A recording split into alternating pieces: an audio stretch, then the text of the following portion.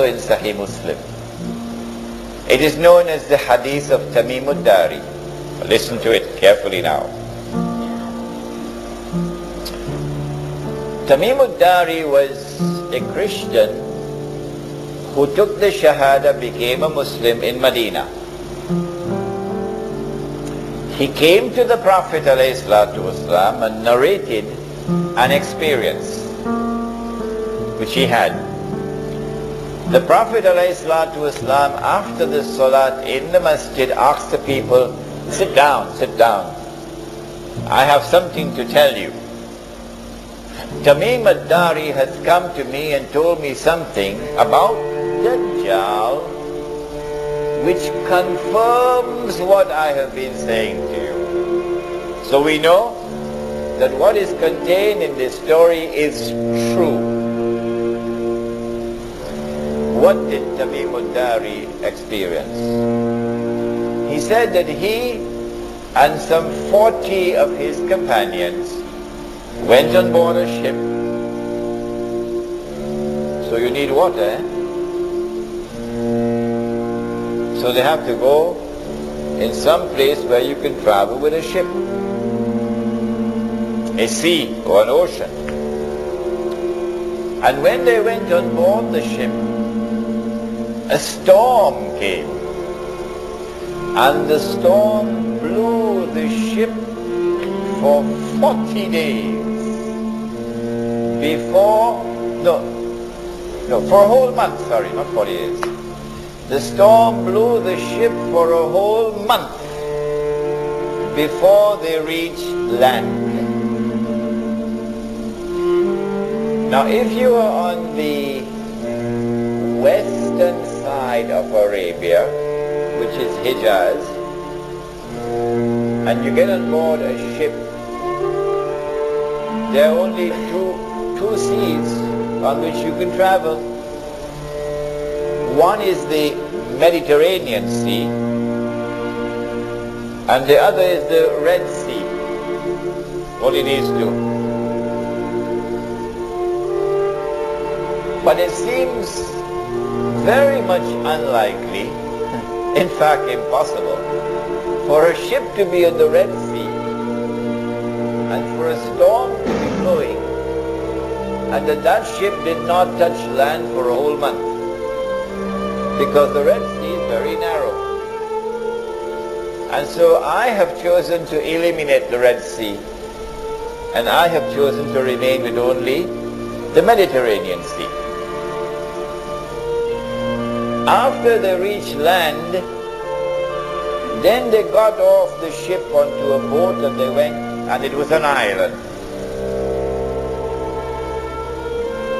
And on the island they saw a strange beast. It was very hairy, so much hair, that you could hardly distinguish the head from the tail. So this beast is concealing its identity. And the beast spoke and said that I am, what? Huh? I am? What are you guessing now? I am Jassas. Jassas means a spy. A spy. So this is number one, an island about 1 month's journey from the western side of Arabia. Number two, this is an island which conceals its true identity. Number three, this is an island of those who have PhDs in spying, in espionage, in intelligence work. Jassas then said to them, there is someone waiting to see you over there at the monastery, Christian monastery. So this is a Christian island. When they went to the monastery, they found this young man, powerfully built,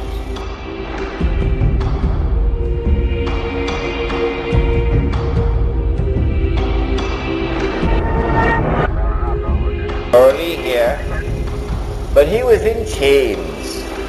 His hand chained to his neck, his legs chained.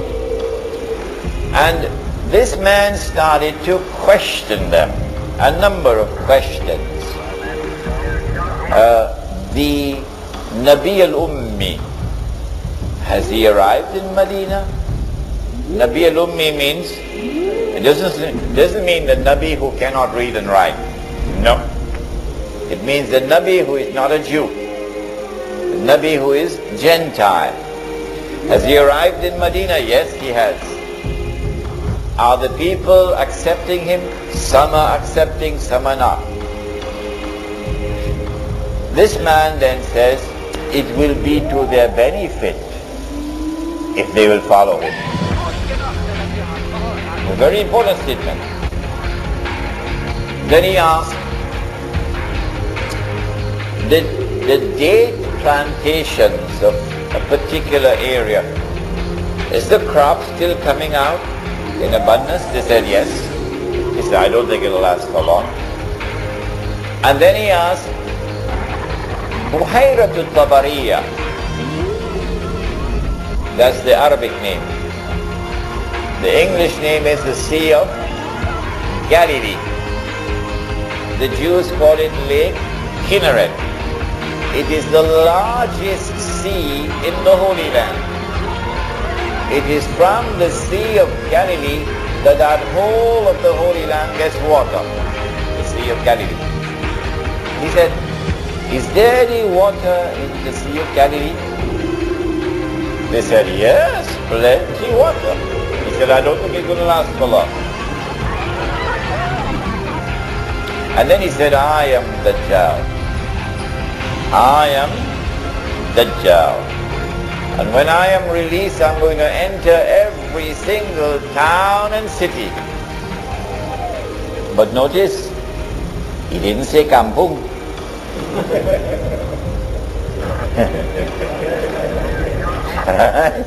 He said, when I am released, I'm going to enter every town and city, except Mecca and Medina, because the angels will bar me.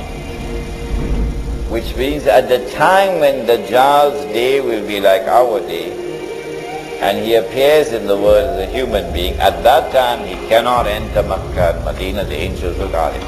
Now then, we now know from this hadith that when Dajjal is released and commences his mission, he will commence his mission from this island.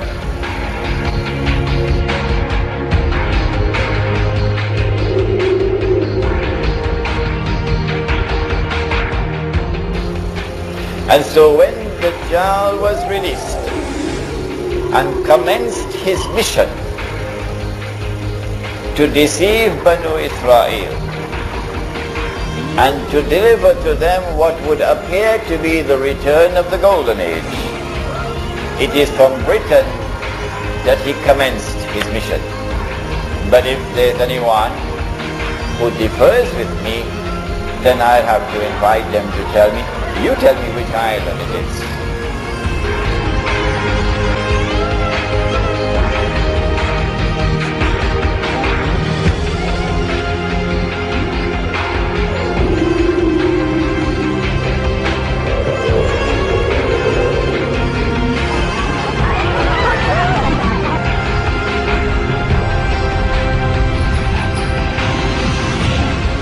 But what about prior to that, when he will not be in our dimension of time? Where will he be, for example, when his day is like a year?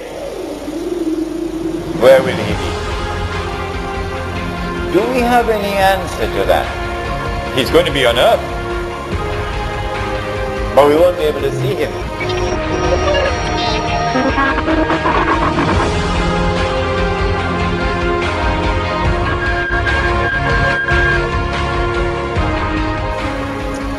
When his day is like our day, he will be in our dimension of time.